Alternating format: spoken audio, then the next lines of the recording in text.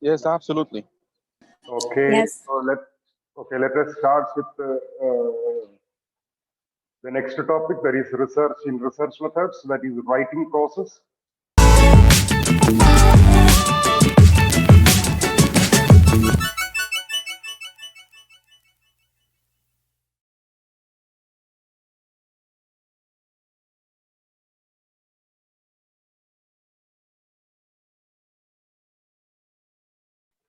See, one of the important steps that we need to do in the research writing, that is writing process. So what are the steps generally used in writing? Starting with the planning, because once if we get a title, the first step is to plan what to write, how to write, what are the information should be included, what are the information should be excluded, etc.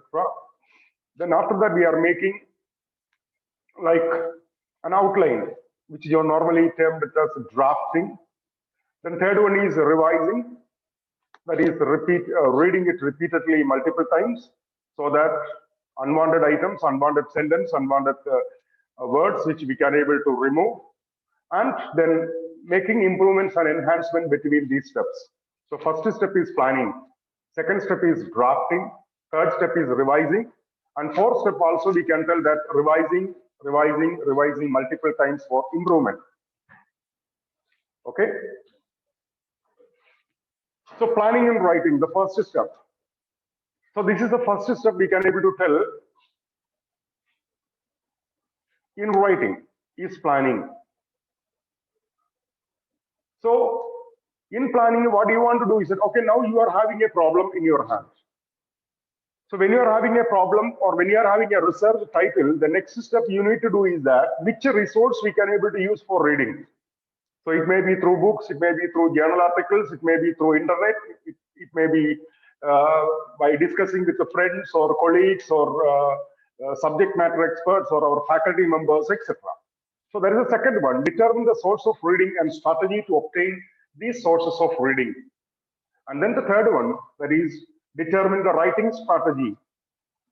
See, in normal research paper writing, we start with abstract, then introduction, then literature review, then findings, methodology findings, etc. Okay, that this I will discuss you in the seminar in the class.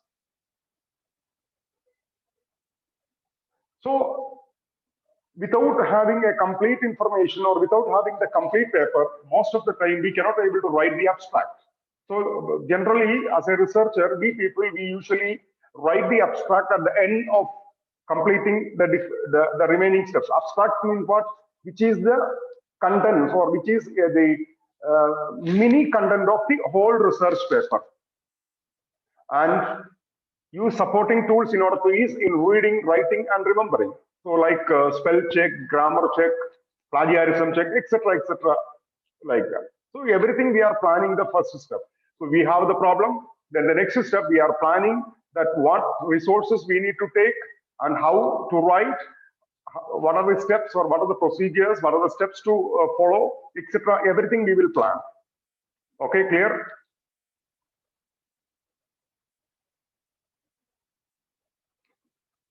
Is it clear? Yes. Okay.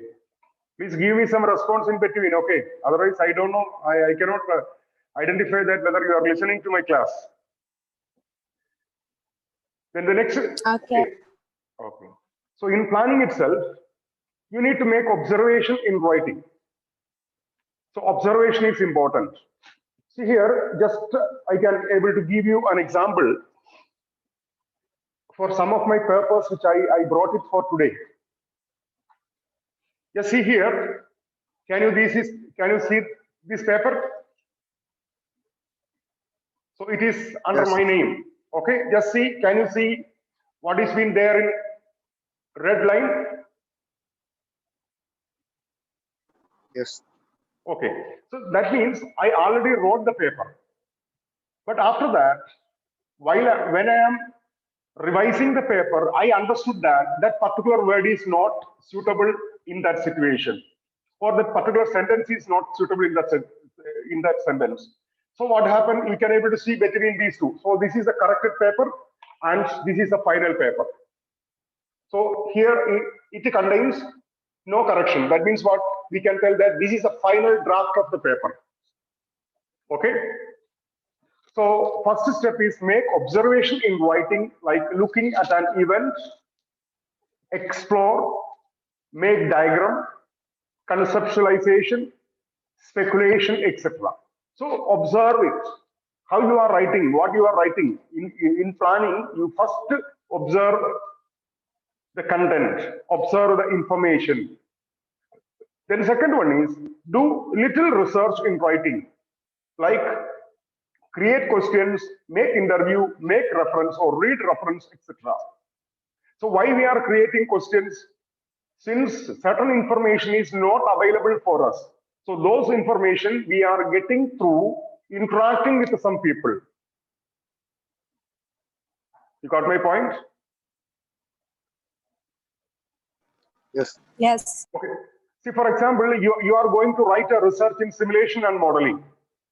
You know that there is a new faculty, new doctor came from India. So whenever you are having the doubts, what you are going to do, you are going to ask the questions to him only, because he is a subject matter expert. So he can able to give you clear information with respect to that. So you need to ask the questions, you need to make interview, you need to read multiple references. See here in this, okay, in this I didn't include the reference, but here in this case you can able to find. Okay, let me give you the reference. Okay, see reference starting from here, that is reference number 1. Then after that, see, can you see? All these are references. So these also, all these are references. That means what? Sometimes in order to get the particular information that we intended to get, that means the information, exact information we need to get, for that, we will try to refer multiple references. And planning and writing, that means it's a combination of making strategy and collecting references. See, as many references as possible, if you can collect that much perfect quality paper, you will have. And describe impression, major landmarks, specific details, formulate hypothesis, etc. So all these things will come under the planning stage. So making observation in writing, do little research, planning and writing. That means by making strategy and collecting references, then describe impressions, etc. Then comes drafting. What is drafting? Nothing but what the information that you collected, you are just making like a running notes. See, because of that reason, see, I normally carry this paper. Means it is nothing but a normal bunch of paper I usually carry. You know why? Yeah, Muhammad Izam, is there any doubt?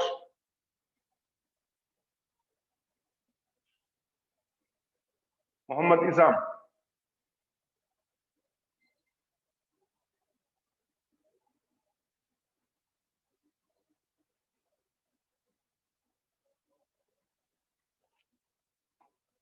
Is it clear for you up to now? Yes. Yes. So in drafting, what we are going to do, see why I am carrying this paper, because see, sometimes when I am in cafeteria, sometimes when I am going outside, sometimes I'm discussing or talking with someone, an idea means what the research paper which I am having, I will get an idea. That idea may not be remembered in the second time. So what I will do, whenever I will get an idea, I used to write it something like a running notes. These running notes, I will make it the full paper in the end or at the later stages. So make a document outline, like structure of document, writing patterns, then use all materials obtained from the previous step. Means maximum collection of information that is important while drafting, and make a hypothesis or main theme of the document. Like ask the question, what do you expect from this writing? Are the references sufficient to support the main theme? Is the issue or hypothesis is clear enough? So these questions are going to ask. See, sometimes when we are writing, what will happen? We will write. It will go sometimes beyond the given research paper. Okay, that means you will sometimes be gone out of the research paper. That should not happen. You should restrict. That's why the given information, the collected information, whether it is suitable for the given research paper, that is very important. Then comes final draft. Is the thesis or research paper is satisfactory? That means you need to read it multiple times until you get satisfaction that yes, this thesis, this research, this paper is up to the mark, is the one which I expected, is the one which I decided to write, etc. Is the relationship with the sector or sections, among sections, clear and consistent? So when you are writing paragraph to paragraph, these paragraphs should have some relation. If you are writing something which we all, because the people or the reviewer, he used to write it in a continuous way. If he lost the continuity, that means he may sometimes, there will be a chance for rejection or there will be a chance for rejecting the paper. Then does the order of the sections provide a logical progression? The order in which you are writing should have a logical progression. Okay, at the end, I will just show you one of my paper so that it will be more clear for you. And then is the outline complete? That means first we are making planning, second one we are making drafting, then the third one that we are making a revision. So what we are making in revision, we are going to read it again and again what you have written. So we will read it multiple times again and again, whether it is correct, whether it is up to the mark, whether it is related with the research paper, whether we need to include anything, whether we need to omit anything, etc., etc. The next is your writing suitable to the readers. So why it is suitable to the readers? Because the reviewers normally won't try to spend much time with your paper if it is not understandable to you. That's why I usually tell that try to avoid complex sentences. We can use complex sentence, but too much complex sentence will create a negative impression for your paper. So make a paper which can be easily understandable to the reader, easily understandable to the reviewer. Then look at your writing from another perspective. That means you need to think in the positive way as well as in the negative way. Positive way means, okay, these are all the information that will be suitable for it. And in the negative way, why I use this? Why I cannot able to use another method or another way, another technique, etc. like that. Then read it again while revising that it is not proofreading. We are not going to check the errors, correct the spelling mistakes, grammar mistake, etc. But we are just checking the content value. So discuss to yourself or to your peers, to your friends, to your colleagues, the strength and weakness of the subject you written and enhance it from the reader's perspective, not from the right. Okay, even though you are the writer, you need to read it as from the reader's perspective. For example, if I am writing a paper, that means I am the writer. But when I am going to revise it, I should be just a reader. Means I am reading a paper of someone else, written by someone else. In that way, we need to revise it, enhance it from the reader's perspective. Reanalyze the subject. Reanalyze. That means why you choose the subject. Is the subject easy to understand? What is so special? Why you consider this subject? What is so interesting about this subject? Is this writing is too short or too long? All these things, you need to reanalyze it.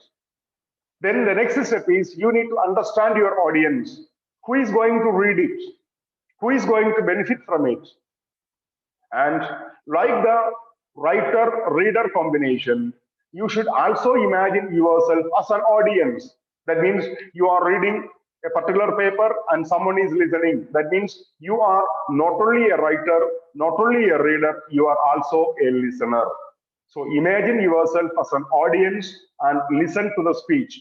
What you can do over here is that whenever you are having the paper, with the help of mobile, you can record your voice. That means you read it, record your voice, and hear it in the later stages. Then you can able to find, okay, here I can able to make a change. In the paper, you can able to note down, okay, these things is to be rephrased, these things is to be rearranged, it is to be re-sentenced, etc. And read it, its objective. Imagine the impact of this writing to your life. So in revision, important things in making revision, read it again, whether your writing is suitable to the readers. Look at your writing from another perspective, read it again while revising, which is not considered as a proofreading. Then reanalyze the subject, understand the audience, and read its objective. Then comes idea development.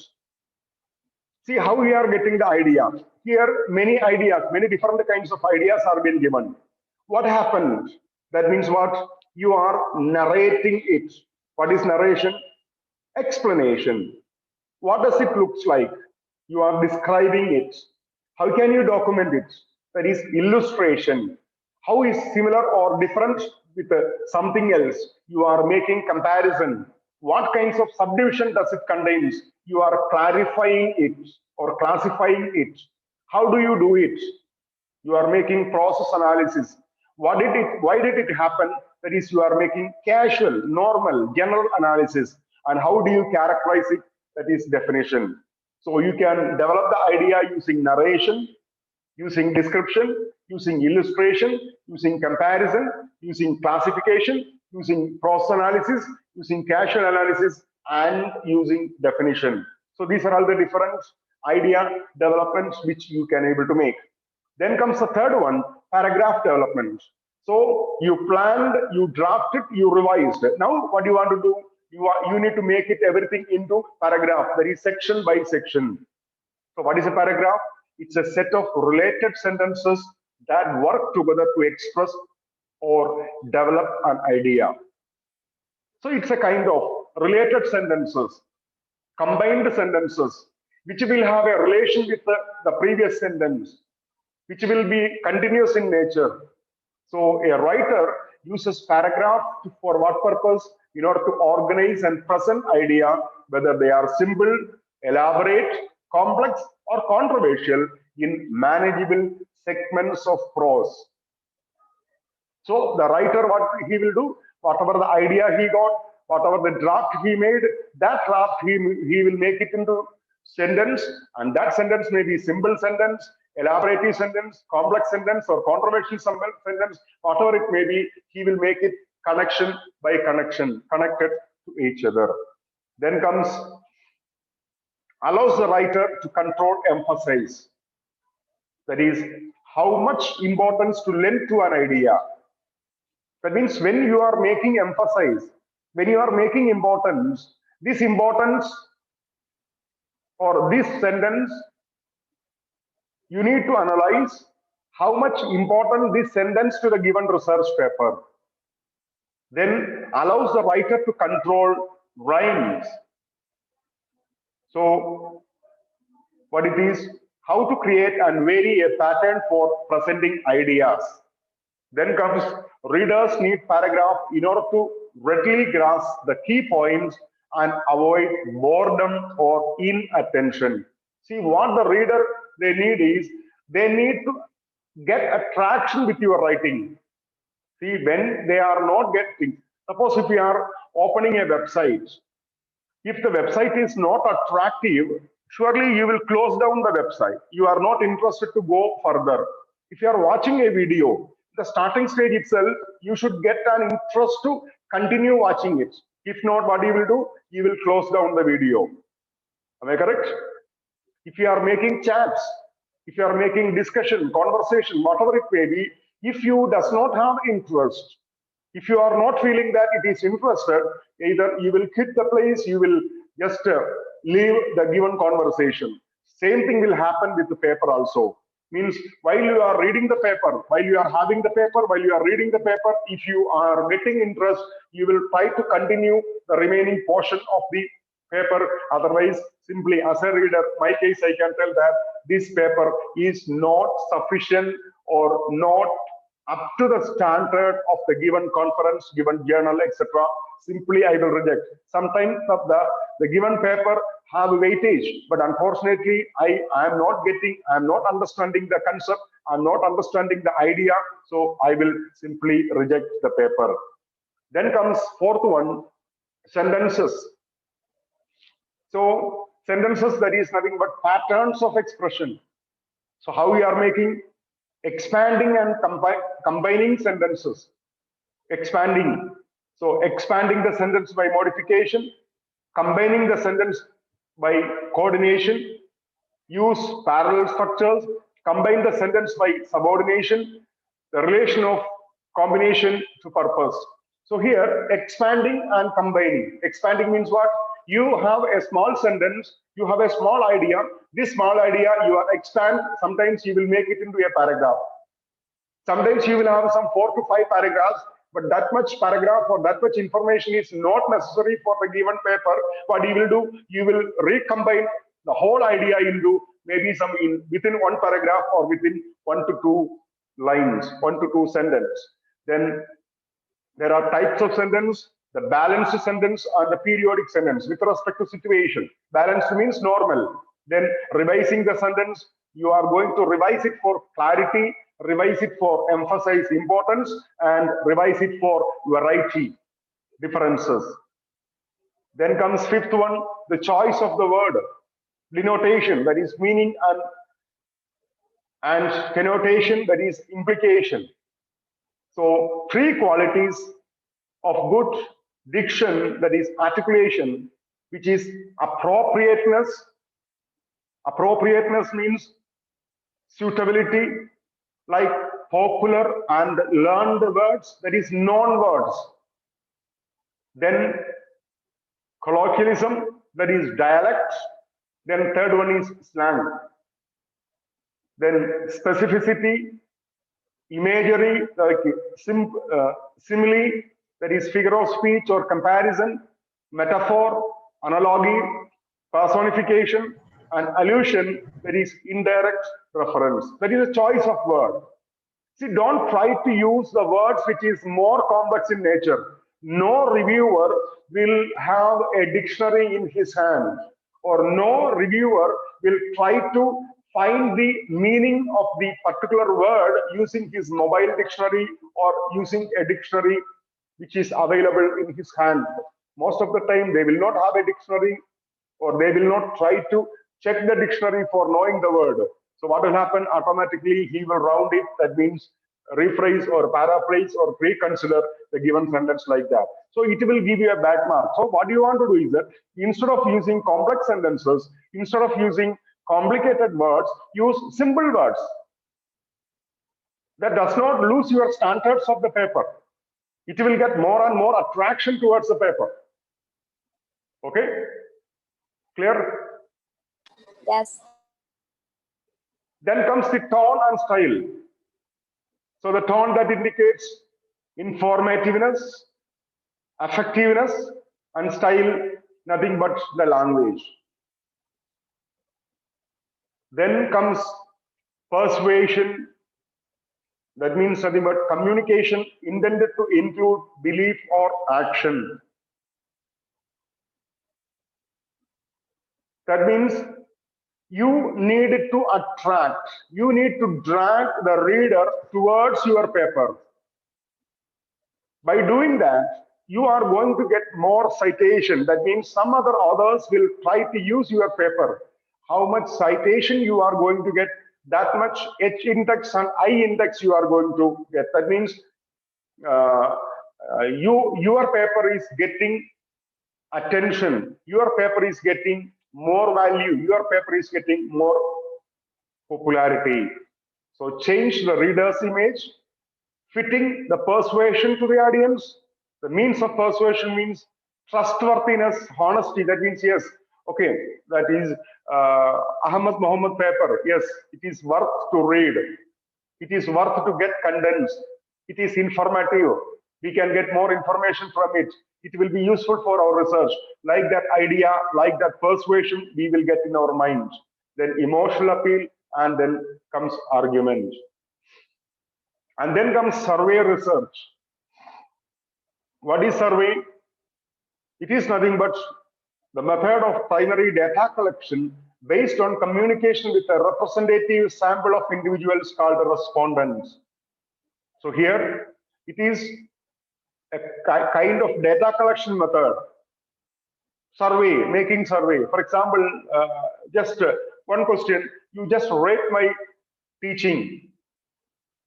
So when you are rating my teaching, automatically you will write if it is excellent, if it is very good, if it is good, if it is average, or if it is poor, you will give a rating. So these kinds of many questions will be asked, and for that questions you are going to give some rating, you are going to give your response, which is generally called as the survey. And the key concepts in the definition, like primary data, communication, sample, and representative. So that I will show you at the end of this subject.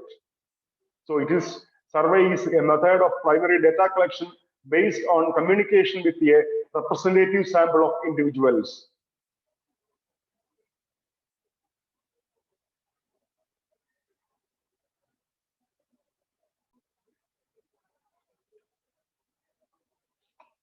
See, the next point about survey, we can tell that the survey research is one of the most important areas of measurement in applied social research.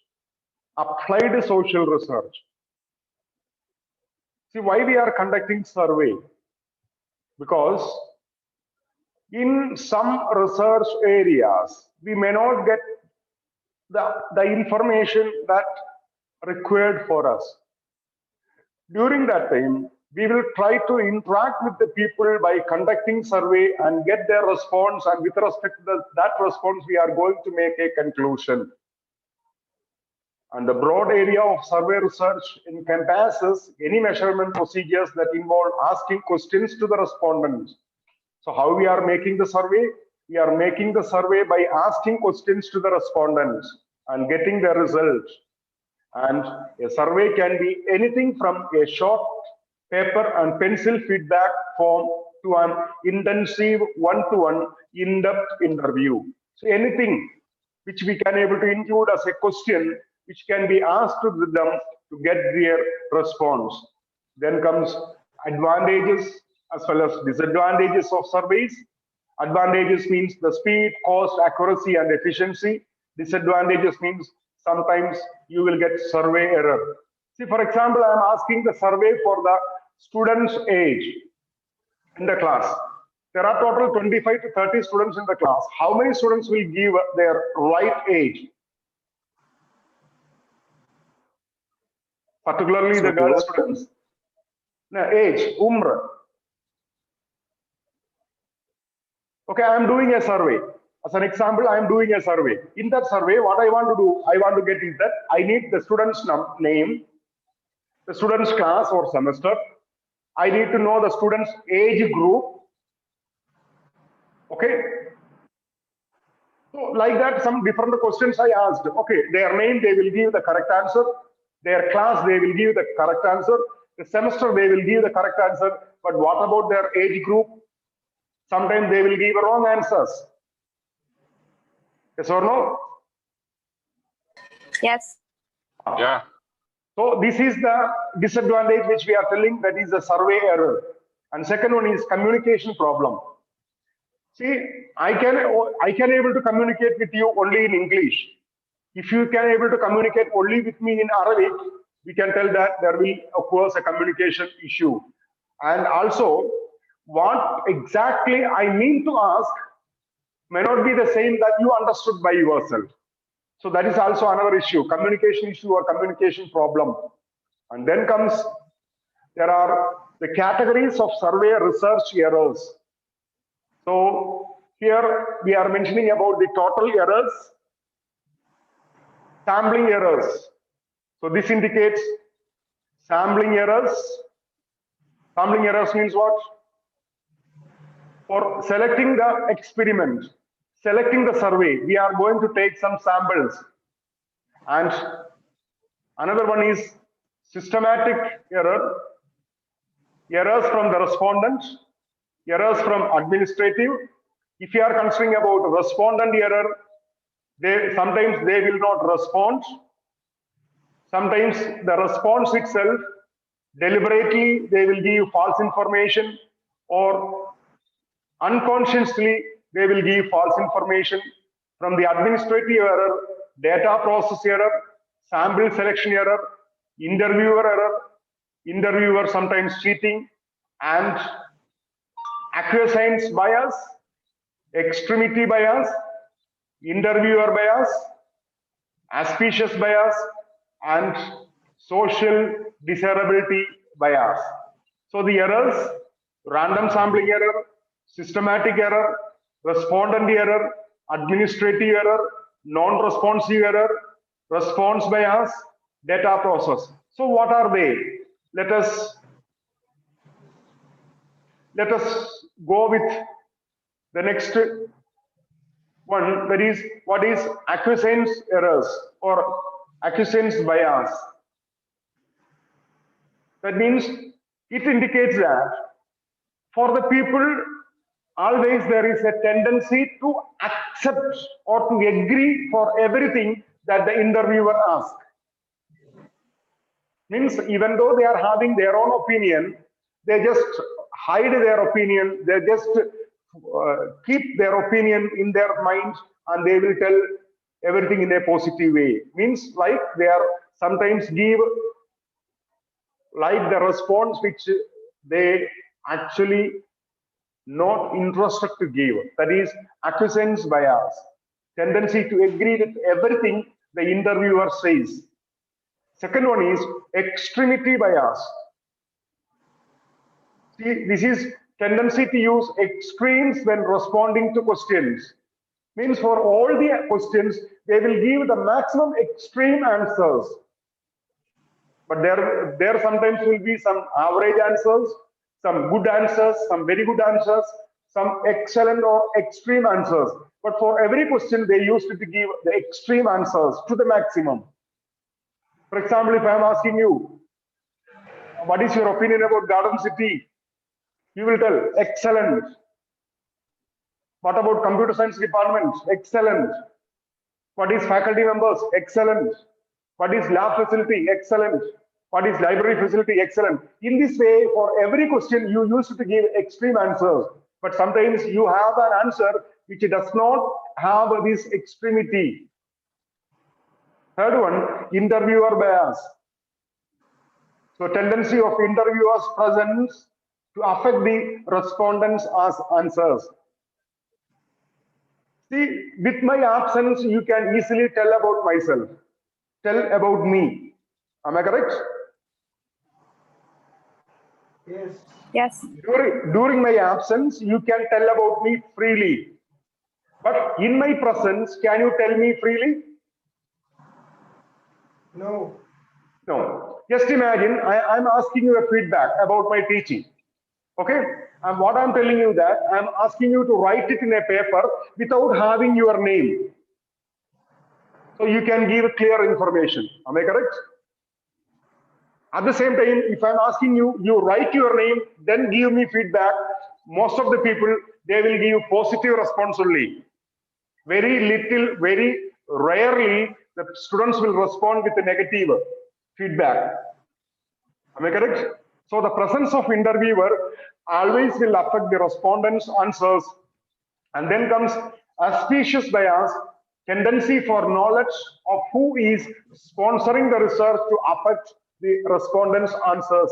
For example, if I am going to sponsor your research, always you will try to tell good thing about me. You will never ever tell any bad thing about me. And then finally, social desirability bias, that is tendency for respondents to give socially acceptable answers rather than the truth. For example, if I am asking something about the current government. You always fear the government, you always fear the police, you always fear the political parties, you always fear the social media. So automatically the effect of all these things will affect in your answers. You will give for everything which is socially acceptable answers, you will give answers which is socially acceptable by hiding the truth. And that is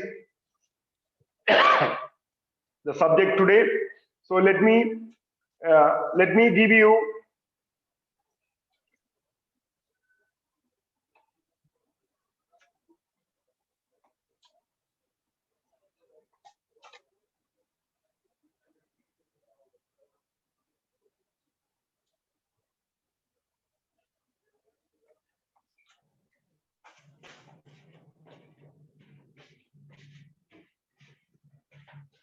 okay, can you see this paper?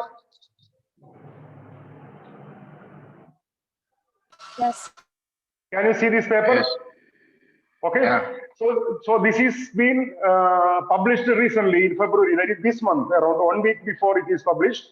It is published in International Research Journal of Engineering and Technology, and that is about extract algorithm for multi-constraint quality of service routing. Okay, just see what we need in the paper. We need in the paper first is the abstract. Okay. Second one, the keywords which we used in the paper. Then comes the introduction. Then comes the second, materials and methodology or literature review, whatever it may be. Then comes, if you are going like this, the third one, that is about how it works. That is like finding, which we can tell in other words. Then comes comparison with the existing algorithms. And finally, we have the conclusion. And at the end, we are making the reference. That is, what are the reference we used for this research, that is included it over here. So every research paper is having a standard format. That standard format we always need to emphasize. Okay, this is about the format, that is writing style which I mentioned. So whenever you are writing a paper, okay, in that paper, what do you want to do? You need to write the heading. So that means sometimes I can just tell you, let me see if I have that journal lab manual. Okay, let me see. Journal. Author guideline. See here, from the journal,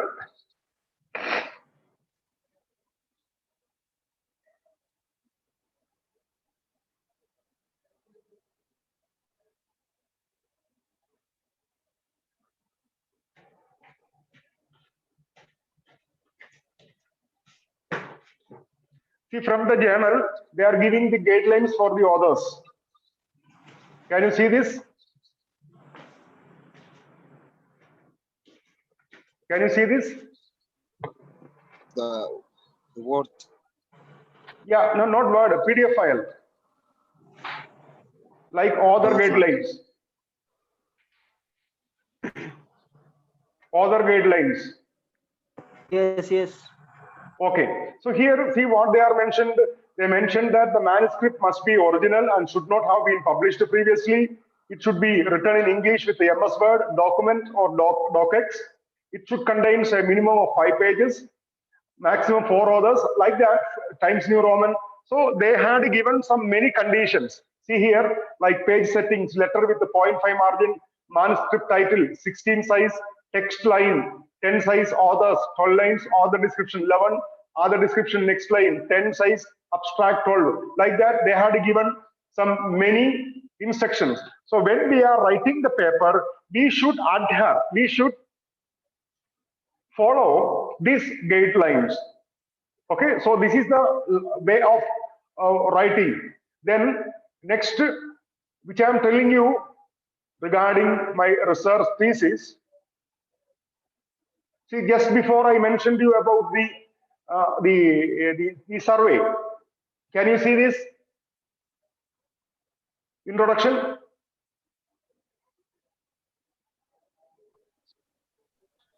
No. No, the word format, can you see this? Because I am sharing the screen. Introduction. The word format. Yes, the word format. Yeah, there is background and motivation of study. Can you see this? Yes. Okay. So I am taking you to the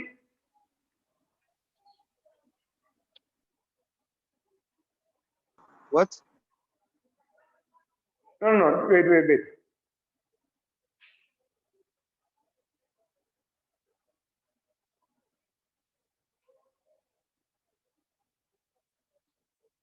Okay, see.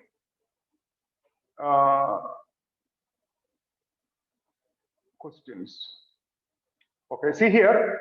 Can you see this now? It didn't change. Yeah, like the questionnaire templates.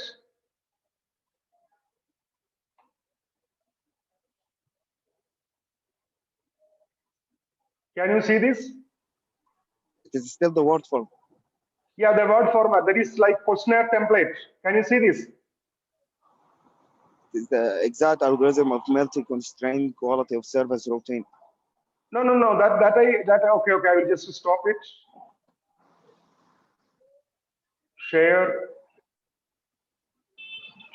Now, can you see the Word document like questionnaire templates? Yes. Yes. Okay. Yeah. See here. What it means, like this is a survey. Example for a survey. Okay. In my research, I made a survey like who is the respondent. They want to enter their name, their class, their university, their email ID, their phone number, etc. So this is the preliminary section. So we can tell that. Oh, sorry.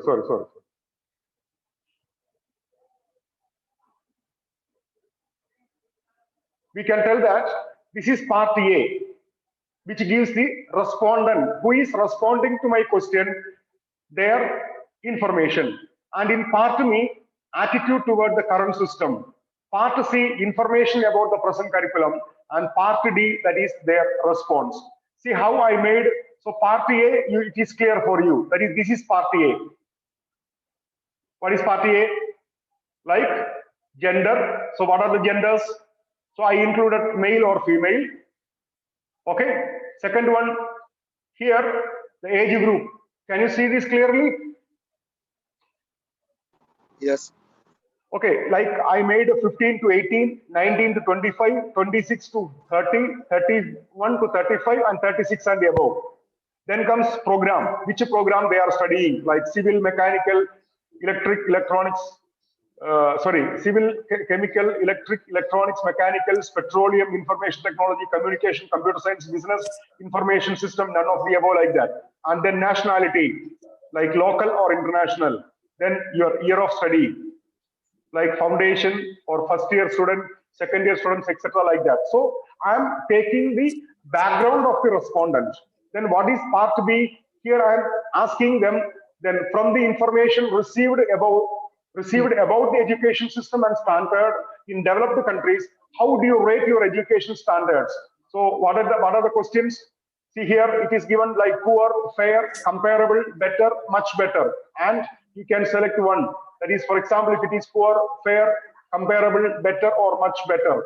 So like that, what I am going to give, I am going to give you the question, and I am going to give you some list of answers. You can select the best answers.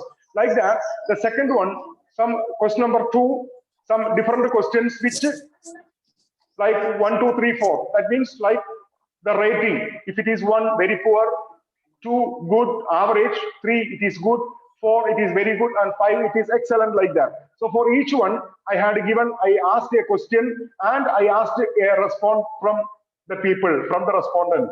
Then like that, question 3, it is something like an explanatory way. Plus here we have again for like rating excellence, very good, good, average, and poor. Then comes question number 5. Are you a parent? How many children are going to school? How many are in primary school? How many are in secondary school? How many are in tertiary education like pre-university, diploma, university, etc.? So here you need to give none, 1, 2, 3, whatever it may be. Then another questions like some 20 questions I asked.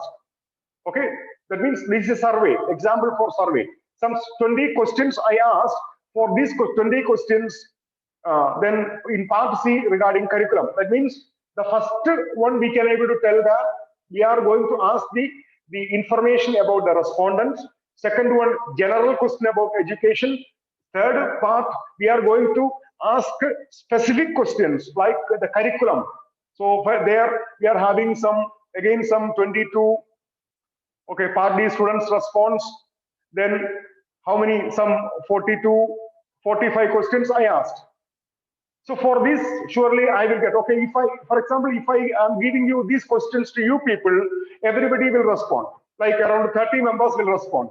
See, these 30 members will respond. I will make it in the findings, starting from 1. See here, like the response for question number 1. So I made it in the graph. Like for question number 2. So I made it in a table and graph. Like question number 3, table and graph. Question number 4, table and graph. Like that, for all the question, you can able to see the students respond, the respondents' answers written both in tabular form as well as in graph form. Can you see it? Are you getting the point clearly? Yeah. Okay. Yeah. Okay, like that, see here up to 43 to 45 questions. So then finally we are making the recommendations. So how we are going to make the recommendation? We are going to make the recommendation by the findings in the survey given to the respondents. See, in this survey, okay, in this survey, suppose if I am asking your age, a simple example. Here, there is your age. If I'm asking the age to the boys, they will give, okay, here it is like the range I mentioned. Suppose if I'm giving you like 15 to 30. Okay, boys, they will give the correct age. What about the girls? Will they give the correct age? No. Okay, like that, if there is an option for salary, Murattab. If I ask the ladies, if I ask the girls, they will give the correct answer, but boys or gents, they will not give the correct answer. So that comes, we are going to get a wrong input or a wrong result, which is generally call it as survey error. It is clear? Yes. Yes. Okay. So that's all for today. So let me see the participants. How many participants?